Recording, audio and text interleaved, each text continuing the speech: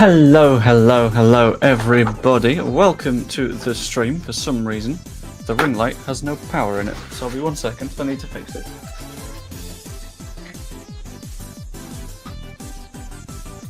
Has that got any on? I don't know. We'll find out. Very little. Why is it flickering? I don't know. There we go. That's a little bit better. We've got some pretty dang big news coming out of the press conference. Everyone was waiting for this one. It was going to be a very, very big press conference no matter what, because, well, the obvious reasons, we know why. And a lot of people got the answers that they wanted, so I'm going to start with the very obvious big news, and that is that tickets for the Leeds Creator Cup are now available. You can check them out in the description, just down here. I've popped a link in there. A couple of people have been having issues with payments and stuff, but if you try on a different device, it should work. And if card isn't working, try PayPal. The stream is also sponsored by, if I can find the overlay, Match Bingo, where you can get bingo cards for various games of football, where if you get a full line or 2 lines or a full house, there is a cash prize available. You need to be over the age of 18 to play and be gamble aware. There's a link to them below as well. Just make sure that it's no problem. But it's a fun, interesting new way of watching a game of football where you can win a little bit of money as well. Keeps you a bit more invested in it. But we need to have a chat about the big decisions of the day, which were around Illan Meslier. So, got some notes. If I don't have it down word for word, it's because I've tried handwritten notes this time, rather than notes that were like written on the PC, which means that I didn't get absolutely everything, so I might get a few quotes wrong. But the first question was basically from Adam Pope asking, what exactly is the plan for the weekend? Because we knew that a decision had to be made, and like even keeping... What's the hair doing at the back there? And even keeping Illan Meslier in was in itself a decision, because there was a decision put in front of Daniel Farke that needed to be done. And very, very convincingly, from the very start of the press conference, seemingly setting the tone for the rest of absolutely everything, Daniel Farke said that Karl Darlow is going to be playing on Saturday. That is 100% confirmed. He is the choice keeper right now, and even said at a point later on that if he promises someone minutes, then you don't want to say 100% they'll be playing for the rest of the season, but the goalkeeper isn't a position that he likes to rotate too often. So to me, that says that Karl Darlow remains there for the rest of the season. And at this point, it was effectively deserved. Running through what else that he said on this, he said he was hesitant to change it throughout due to the position and the fact that he'd had a chat with Meslier at some point before that around his position, and effectively saw an uptick in form immediately following having that chat. So was like, maybe he's worth keeping in. But this incident kind of crossed the line. Being able to give away what he described as very, very cheap goals to Swansea meant that we dropped significant points here and ended up not being at the top of the league anymore, which we can probably lay squarely at Illan Meslier's feet. He also specifically said in this section, you have to handle the pressure. And it's a sign that maybe Meslier's confidence is slipping and causes some issues. So yeah, it's not a good spot to be in. And as I believe it was Hannah that said earlier, it's not news that feels good to talk about, but it's news that probably benefits us going forwards. Another big point around this is that many people were surprised that he's dropped him. A lot of people were thinking he's just going to keep Meslier in, including a lot of people on my stream the other day. I think 70% of people thought that Karl Darlow was going to be staying in net. Not Karl Darlow, Illan Meslier was going to be staying in net, but that ended up not being the case. And ultimately, I think it is the right decision, like fairly comfortably. I've got a little bit of a theory on this one, that there is a chance that it will lead to Meslier leaving the club in the summer. I feel like sticking around when you've been dropped now by not 1 but 2 managers is very difficult to do as a goalkeeper, so he'll need to go somewhere to sort of rebuild a bit of confidence, rebuild that support that he has from the fan base, and eventually get into a position where things are a little bit better for him. 1 second, I've just realised I may need to change a setting on the stream. There we go, sorted, done. So yeah, it's the right choice to have made. I do think it took a little bit too long to make that decision, because I was saying after Hull, you should probably drop MESLIER, but Darlow coming in as the alternative makes sense. And I'll be honest, to respond with what the professor said, I think it's the right move, and I think Farke very deliberately brought up the fact that he's played reasonably well for Wales recently. He's played with Rodon and Ampadu and James, and has effectively put himself in a position to become a key part of that backline.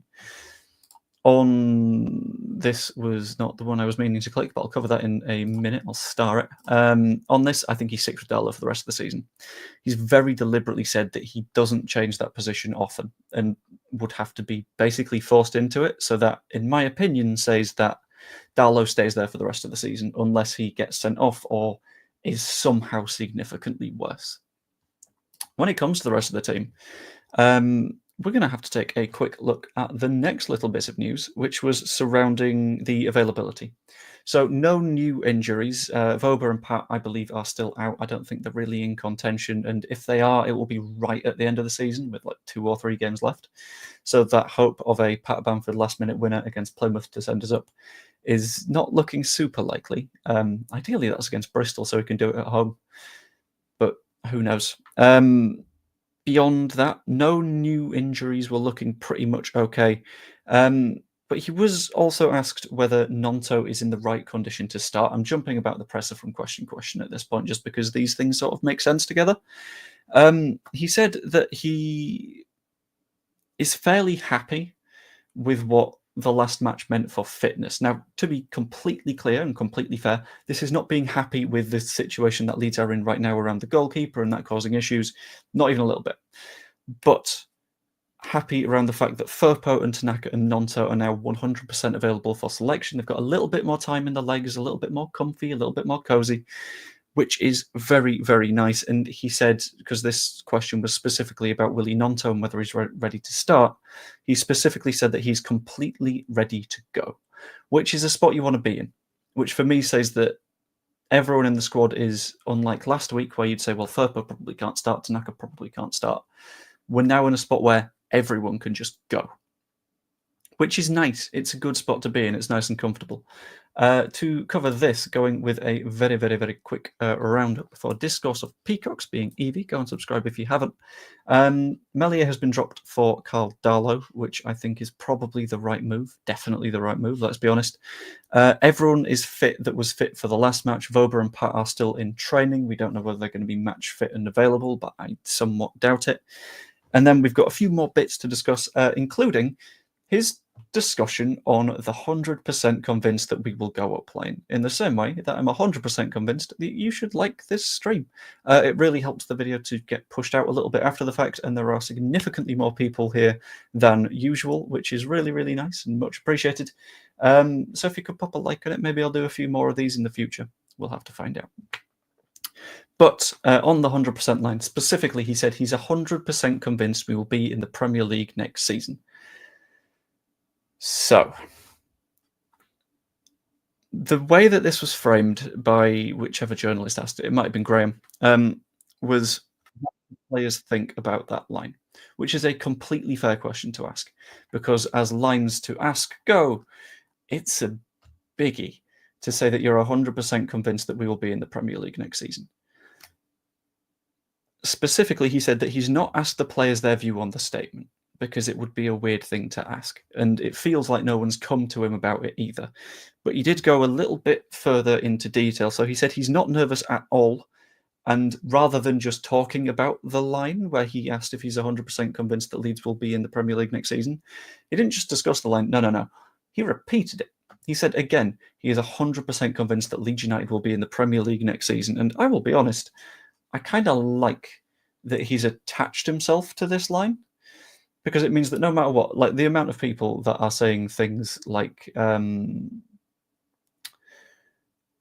trying to give an example, but my brain is just gone. So, for example, when people are saying, if we get to the playoffs but don't go up, do you keep Daniel Farke? No. Saying this line and sticking to this line tells me that 1000%, regardless of what happens, we're in the Premier League with Daniel Farke or we're out of the Premier League without him. That's what's going to happen. It feels like he's in till the end of the season, and then that will decide his fate. In addition to that, he referred to his experience of promotion battles. So he said that, like, in essence, the fact that he's done this before, to talk Squid Game, we've seen this. No, that's the wrong one. We've played these games before. That's the one. Is a very, very good thing to say, to sort of say, look, I've been here, I've done this, and I'll use that same experience, which is very, very nice. But he then said that he can't guarantee top 2 because the race is too tight. Hopefully that race opens up a little bit, because Burnley have to play Coventry, they have to play Derby, who are on a very good run, they have to play Norwich, they have to play Sheffield United. I think they have to play Millwall as well, maybe. So that's a run of very, very difficult matches for them that they will have to contend with. But not saying, I'm sure we'll go up automatically, is going to give a few people the heebie-jeebies, because no one wants to see the playoffs. I also do not want to see the playoffs. They are absolutely terrifying. They are a scary experience, and I don't like it. But that's fine. It's okay. We'll be all right. Breathe. Breathe our way through it, and we'll be okay. I'm trying to be like a nice, calm therapist at this point. But in essence, as LUFC 1920.20 said, his head is on the block. This is a case of him saying, look, I'll whack my head here. It's like a witch trial. It's like, put me in the seat. If I succeed the test, then I'm sticking around. If I don't pass the test, then I drown. Make your choice. So I think that's a good position for the club to be in from a certainty standpoint. We know it's Farke till the end of the season. If we don't go up, we know it's not Farke. That's where we need to make the decision. And at that point, we'll work things out. But I don't know. On the Adam Armstrong thing, I'm just going to dance away from the presser for a moment. If it turns out to be true, Farke rejected Adam Armstrong, he's still got to explain that. However, let's cross the bridge when we come to it and get Saturday done with. What I heard on the Adam Armstrong thing was that if we went up, it would be with a guaranteed buy clause. This is where I kind of back the decision to not go for that, because as much as Adam Armstrong is a very good footballer at championship level, he has repeatedly shown himself to not be very good at Premier League level. And the fact that that doesn't convert too well is a bit of a problem. So I understand it from a long-term club planning point of view, and I do think that we have enough to go up anyway. It's just, yeah, I would have made the same decision, but hindsight will be 2020 at the end of the season, so we'll have to find out. This is also true. A very good point by Monkey Spy is that doing the thing where he says that he's 100% convinced that we'll go up is a very, very good tactical move to distract attention away from the players, because a lot of the time on social media, on YouTube, on Twitter, on everywhere, people's focus is X player didn't do too well, Y player screwed up here. Which is fair in the cases of very obvious mistakes, but when it's just a little bit of underperformance, those are going to happen sometimes. By saying the 100% convinced that we're going to go up line, it distracts attention away from the players. And admittedly, it will create a lot of clips if we don't go up, as you've said here. But it means that players are able to play with a little bit less of the pressure on them. More of the pressure is on Daniel Farke, without a doubt. But I feel like he's going to make the same decisions either way. I think on this one, Allardyce took a different route to it. Allardyce took the route of, I'm as good as Guardiola. I'm as good as Jurgen Klopp. That's very, very different, I think. This isn't Daniel Farke sort of flexing how good he is, but it's him trying to make himself the talking point to distract from the players without bigging himself up in the way that I'm fairly sure Big Sam actually just thought those things. I don't think that was a tactic. I think he's just an idiot. But who knows? I still romanticize the idea of going up at Wembley. Should we get there this year? I'm just going to go on a long walk instead. Yeah, I would like to Wembley, but it's a little bit of a spooky one. It's a place where things don't go well for us, so I'm still on the fence about going if we manage. I feel like getting a ticket might be tough as well, but we'll have to find out. We can try. But the entire thing is a little bit spooky. We don't have to rely on others turning up just when our own games. This is another good point, right? So we're at the stage where if Leeds United win every single game we have for the rest of the season, we at the very least go up. No matter what other sides do. Like, Well, kinda. Assuming Burnley don't beat us on goal difference, but if we're winning every single game, Burnley won't beat us on goal difference. And that's still bollocks, because no matter what, one of those two teams is going to drop points. Because they have to, because they play against each other. And both of those both of those teams will drop points anyway, which puts us in a decent enough spot, I think, to be able to keep on digging and keep pushing and keep being fine. So if we keep winning, I can be happy. But I'm beginning to think he keeps saying the thing for the reason of taking the pressure off the players and putting it on himself. Which, again, if it goes wrong, he looks stupid. But he knows that he looks stupid. If it goes wrong, he's gambling on it going right, which I think is a good thing for a manager to be doing. He's sort of taking the pressure himself and not like outsourcing it to the players. So I'm not going to keep streaming for too long today because I need to run to the shops, get bits and bobs, sort food out because I've not eaten yet today, which is not a good thing. Yeah. Oh, important note as well. On the MESLIER thing, Daniel Farke mentioned that he got feedback from the squad, which tells me that Joe Rodon might have had a word. Ampadu might have had a word because they're not super jolly with what's going on at the minute. But what I'm going to do is, for the next few minutes, I'm going to take us over to one of our favourite places about the presser. I'm going to take us over to Questions Corner. So if anyone's got any questions about what's said in the presser, about the squad, about the Luton stuff, just pop them in the chat and I'll cover those for the next couple of minutes. In the meantime, I'm going to plug the charity match yet again. The link to buy tickets is in the description down below. Just click on that, pick up some tickets, and you can come along on the 20th of July, have a good time, watch some creators play a bit of football, and ultimately compete for this wonderful looking trophy. I know, the best bit is, right, it looks like the logo of the charity match. It's so good. And yeah, I'm very, very interested to see what you guys have to say on this kind of stuff, because the MESLIER thing is a very big decision for a manager to make at this stage in the season. And yeah, but please go and pick up tickets. We've sold a good few already, and we're trying to pack out that stand as much as we can. So as many of you as can make it, do so. And I will be very, very thankful. And I will work out some kind of forfeit-y fun thing to do in the event that we are able to actually sell out. But yeah, we've already made over £500, which is wonderful. But hopping over to the Questions Corner, as I mentioned, the Nib says that Farke has to go no matter what, he doesn't get the squad. How do you mean he doesn't get the squad? I'm very confused. I don't quite understand the meaning there. Paul will be wearing bright boots. I think the plan is to flashbang as we are playing the match. But it's not going to work because we're so cool. We're going to be playing with sunglasses anyway, so it's not going to make that much of a difference to us. Jimmy Paddy hopes that MESLIER keeps his place.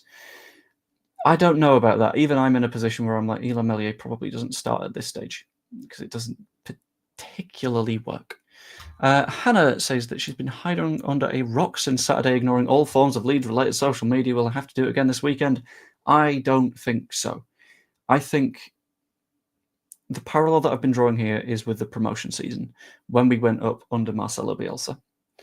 And the parallel is in 2020, with 8 matches left after COVID, the first game back we lost.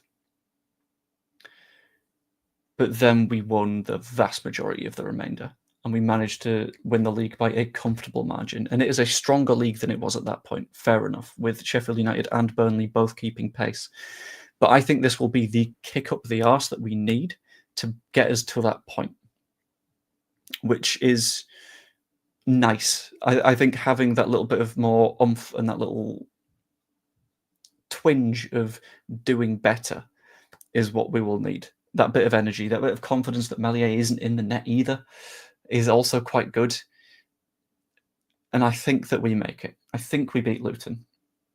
And then from that point, we take that confidence through to Borough, to Preston, to Oxford and Stoke and Bristol and Plymouth, and eventually we win. I will have those fixtures memorised at some point, but we'll have to find out. Free Falling says that Farke is so limited. If things don't go right, he doesn't have a clue how to change things around, but he also didn't have a plan B. And we also complained about that at the time. But he still got us promoted, so we'll have to find out. Does this mean I've been promoted to the president of the MESLIER Defence League? Am I indeed the only member left? I like the guy. I don't like his performances. His performances have not been good enough, is the position that I'm currently sat in. So, not fun. And I am hoping that Liverpool win the Premier League, because every time that Liverpool have won the league, we have won the league that we are playing in. So it kind of points us in the right direction. Like, I'm not a superstitious kind of guy, but being able to follow that trajectory would make me so happy. It would make me feel so safe, so sound, so good. And yeah, I'm not a superstitious dude, but I'm a little bit stitious. And this is where it happens for me. Last season, I expected us to fail at Wembley, went camping, no phone, no Wi-Fi, no TV, picked up the pieces on Monday. I genuinely think that we are a Dan James away from hitting the bar. A Dan James hitting the bar away from winning that game. Because I think in extra time we had more than them. Because they had become so good at just sitting on a lead, I don't think they would have been able to get it back. Which is a pain. But it's a pain that we are now dealing with, and that we will have to deal with going forwards. But I think any team in the playoffs we can beat. But I don't want us to have to, is where I'm sat. It's unfun. But on this note, you better smash a like, guys. That would be absolutely wonderful. Currently on 65, so if we can get that as high as can be, that would be spectacular. Time for us to win a 12:30 kickoff game and turn the tables. Luton's game plan has been chucked in the bin. And we are also considering Luton a part of London because it annoys some people in my chat, and that's very funny to me. MESLIER's least of our problems, focus, selections, rotation, and predictability, the real issues. I don't think so. I think we're still top of the league if we don't have MESLIER in it, because we now know that that is a problem. Thank you to, I'm going to give you a shout out, Monkey Spy, by the way, for getting a ticket to the charity match in the last few minutes, who can guarantee it's a smooth and simple checkout process that cost him a grand total of £7, which have all gone to Prostate Cancer UK. Yeah, currently we have just added to our ticket sold list. Fun part is, right, I don't have access to the back end of the website, which means that I am currently keeping track of how many we've sold using a piece of paper, which is nice. It's good. I feel like I'm an accountant in the Dickensian era, tracking sales and that kind of stuff. Bielsa didn't have the squad that Farke's got. Okay. You play with the tools that you've got, though.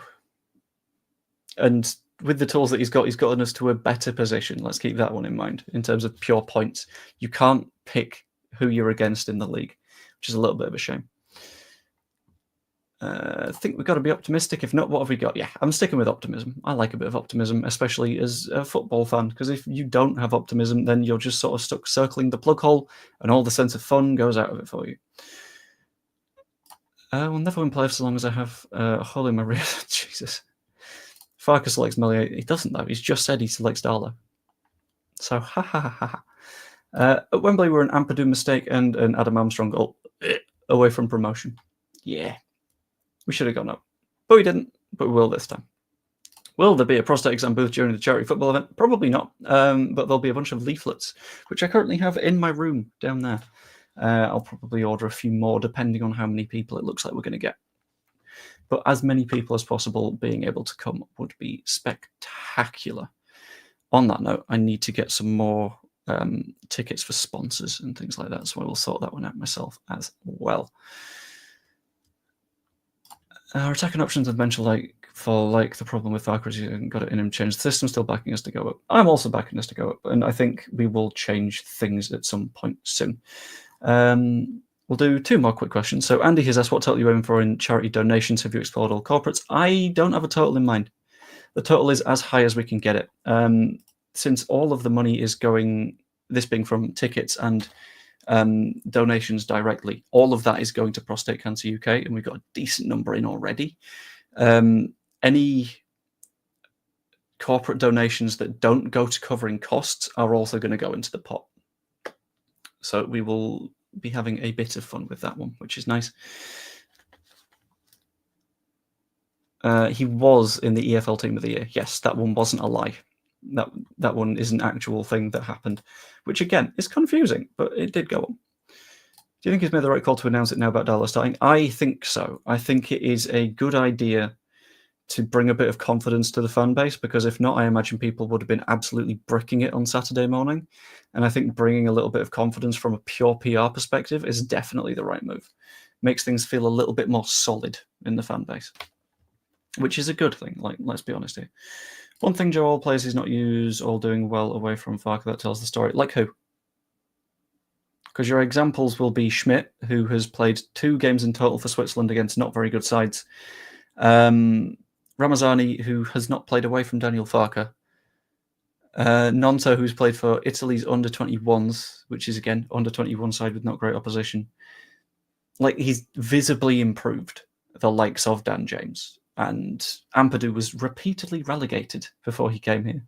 So I think you can point to goods and bads either way. Sam Greenwood has not been that great. Let's be clear here, honestly. He's not been fantastic. But what I'm going to do there is, unless anyone has any... Ow, my eyes hurt. Unless anyone has any big burning questions ahead of me ending the stream, I'm going to close there. So if you've not yet, check out Match Bingo using my QR code or the link down in the description. Same for the Creator Cup. If you're able to pick up tickets, that will be absolutely spectacular. They are £7 for an adult, £3 for a kid, so a tenner if you want to bring your kid along. Families, the maths gets more complicated, but it's still a cheap ticket. Fun fact, you and your child could come along to the charity match 5 times over for the cost of a single ticket in a certain section of the Leeds ground. So keep that in mind. It's good value, and it all goes to Prostate Cancer UK rather than anywhere else. He has not been dropped. There. It is not clickbait. He has been dropped. Darla is being picked. Thank you very much, Hannah. I appreciate that. And you can attest to how simple and easy the process is. It's at John Charles Centre for Sport on the 20th of July, and it will have all of your favourite Leeds content creators. I say all of them. I mean all of them that aren't injured. We're occasionally having people drop out, but said people will do their best to be there on the day anyway, which should be quite nice. Joe, my mate might be off to the charity game. That's good. Everyone should pop along because it's going to be a fantastic time and a good chance to meet everyone. But either way, I hope you all enjoyed this stream. If you did, pop a like on it, subscribe, become a channel member, do super chats, because all of the channel revenue is going to Prostate Cancer UK for the next, until that match happens. Hope you enjoyed, and I will see you later. Toodaloo.